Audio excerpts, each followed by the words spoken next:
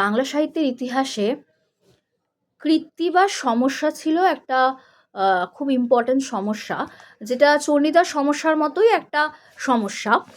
তো সেই সমস্যার সমাধানও কিন্তু আছে। আগের ক্লাসে আমি কিন্তু কৃত্তিবাস সমস্যা নিয়ে আলোচনা করেছিলাম, আজকে আলোচনা করছি কৃত্তিবাস সমস্যার সমাধান। আচ্ছা, কৃত্তিবাস সমস্যায় কিছু সমাধান আছে, যেটা হচ্ছে যে কবি কৃত্তিবাস তার আত্মপরিচয় অংশে গৌড়েশ্বরের সভা, রাজপ্রাসাদ এবং সভাসদদের যে বর্ণনা বা নাম উল্লেখ করেছেন, তা থেকে কবির পৃষ্ঠপোষক রাজা দনুজ মর্দন দেব গণেশ ছাড়া আর কাউকে মনে হয় না। এদের যুক্তি ছিল এই রকম যে গৌড়েশ্বরের সভায় যাদের নাম উল্লেখ করা আছে তারা সবাই ছিল হিন্দু, অতএব রাজাও ছিল হিন্দু। যেহেতু নাম উল্লেখ করা আছে তারা প্রত্যেকে হিন্দু, তাই রাজাও হিন্দু। আর এই সময়ে রাজা গণেশ ছিল, যার রাজত্বকাল ছিল 1414 থেকে 15 এবং 1414 খ্রিস্টাব্দ থেকে 1418 খ্রিস্টাব্দ। এছাড়া কিন্তু আরেকটা তথ্য হচ্ছে যে এই তখন কিন্তু আর কোনো হিন্দু রাজা গৌড়ের সিংহাসনে বসেননি। সুতরাং এই যে হিন্দুত্বের ব্যাপারটা, কৃত্তিবাসের সমস্যার যে ব্যাপারটা, সেই সময়ের হিন্দুর ব্যাপারটা এখানে এলো। যে পৃষ্ঠপোষক রাজা যিনি ছিলেন তিনি ছিলেন দনুজ মর্দন দেব।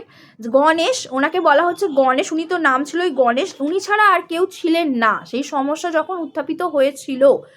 সুতরাং কিন্তু এই যুক্তি তো আর মানা যায় না, এটা তো আর কোনো যুক্তি হলো না। সেই কারণে বলা হচ্ছে যে গৌড়েশ্বরের সভাতে মাত্র 8-9 জন হিন্দু সদস্যের নাম তো এখানে উল্লেখ করা আছে, মানে আছে, কোথাও একটা নাম উল্লেখ করা আছে, নাম অবশ্যই আছে। অথচ কবি নিজেই তার কাব্য মধ্যে বলছেন যে ওই কয়েকজন ছাড়া আরও বহু বিশিষ্ট ব্যক্তি তার সভায় নাকি ছিল, মানে 8-9 জন যারা ছিলেন তারা ছাড়াও কিন্তু আরও কয়েকজন ছিলেন, কবি কৃত্তিবাস কথা বলছেন। কিন্তু তারা কি হিন্দু? যারা ছিলেন 7-8 জন তারা না হয় হিন্দু, কিন্তু বাকি যারা ছিলেন তারা কি হিন্দু না মুসলমান? এটা একটা কিন্তু প্রশ্ন উত্থাপন করছে। হিন্দু কবি কর্তৃক স্বধর্মীয় কয়েকজনের নাম উল্লেখেই গৌড়েশ্বরের হিন্দু হয়ে যান না। বলছে কয়েকজনের যদি আমরা নাম উল্লেখ করি, যে স্বধর্মীয় কয়েকজন হিন্দু কবি নিজেদের ধর্মের কয়েকজনের নাম উল্লেখ করার সত্ত্বেও কিন্তু তারা কিন্তু হিন্দু হয় না। অতএব গৌড়েশ্বর যে গণেশ এমন মনে হয় না, গৌড়েশ্বর যে গণেশ ছিল সেটাও কিন্তু মনে করা হচ্ছে না। এটা একটা সমস্যা, এটা একটা সিদ্ধান্ত উপনীত হওয়া হয়েছিল। 2 নম্বর হচ্ছে অনেকে মনে করছেন যে কৃত্তিবাসের গৌড়েশ্বর হচ্ছেন তাহিরপুরের বড় জমিদার রাজা কংসনারায়ণ।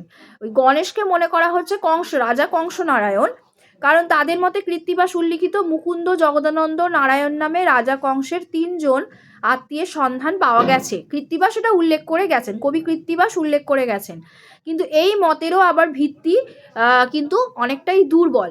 এখানে কিন্তু দেখা যাচ্ছে যে কৃত্তিবাসের মতো একজন স্বাধীনচেতা কবি কি তোষামোদকারীদের মতো একজন সাধারণ জমিদারকে রাজা বলে বাড়িয়ে পরিচয় দেবেন? কৃত্তিবাস সমস্যা যেটা হয়েছে। অতি সম্প্রতি কেউ কেউ এমন সিদ্ধান্তে এসেছেন যে কৃত্তিবাসের পৃষ্ঠপোষক রাজা হচ্ছেন যে রুকউদ্দিন বারবক শাহ, যিনি হচ্ছেন যে 1459 থেকে 1474 খ্রিস্টাব্দ পর্যন্ত ওনার কাল। এবং কিন্তু এই মত তো গ্রহণযোগ্য নয়। মনে করছেন যে কৃত্তিবাসের পৃষ্ঠপোষক রাজা ছিলেন রুকউদ্দিন বরবক শাহ তো আবার মুসলমান ছিলেন, নাম দেখে তো বোঝা যাচ্ছে মুসলিম। সুতরাং কৃত্তিবাসের পৃষ্ঠপোষক রাজা, কারণ এর আবার কোনো রকম কিছু হদিশ পাওয়া যায়নি। আমাদের সিদ্ধান্ত হচ্ছে এবার সকলে মিলে একটা সিদ্ধান্তে, এইগুলো হচ্ছে সমস্যা ছিল, এইগুলো এক একটা সমস্যা ছিল। সমস্যাগুলো সমাধান করতে করতে দেখা যাচ্ছে শেষ পর্যন্ত যে কবি কৃত্তিবাসের পৃষ্ঠপোষক গৌড়েশ্বর রাজা হচ্ছেন গণেশের ধর্মান্তরিত পুত্র ও উত্তরাধিকারী জালাল উদ্দিন মুহাম্মদ শাহ। কবির জন্ম হয়েছিল 1399 খ্রিস্টাব্দ বা তার কাছাকাছি 2-1 বছরের এদিক ওদিক, এবং তার কাব্য রচনার কাল হচ্ছে জালাল উদ্দিনের রাজ্য লাভের 2-4 বছরের মধ্যে, অর্থাৎ 1418 খ্রিস্টাব্দে। সুতরাং এখানে কৃত্তিবাস যে সমস্যাটা উঠেছে, কৃত্তিবাস কি একই ব্যক্তি নাকি প্রশ্ন সম্পর্কে এখানে বলা হয়েছিল যে তার কাব্য রচনার কাল নিয়ে। কৃত্তিবাস সমস্যা তখনই উত্থাপন হয়েছিল সেটা নিয়ে, যে তিনি কোন সালে জন্মগ্রহণ করেছিলেন, যেটার আমরা সিদ্ধান্তে উপনীত হলাম একটা, যে যেহেতু গৌড়েশ্বর হচ্ছেন রাজা গণেশের একজন ধর্মান্তরিত একজন পুত্র এবং উত্তরাধিকারী ছিলেন, জালালউদ্দিন বা মুহাম্মদ শাহের উত্তরাধিকারী ছিলেন, সেই কারণে কবির জন্মসন হচ্ছে 1399 খ্রিস্টাব্দ বা তার কাছাকাছি। সেই কারণে তার যেহেতু সমস্যার মধ্যে ছিল যে তার জন্মসাল কত, এটা আমরা পেলাম। এবং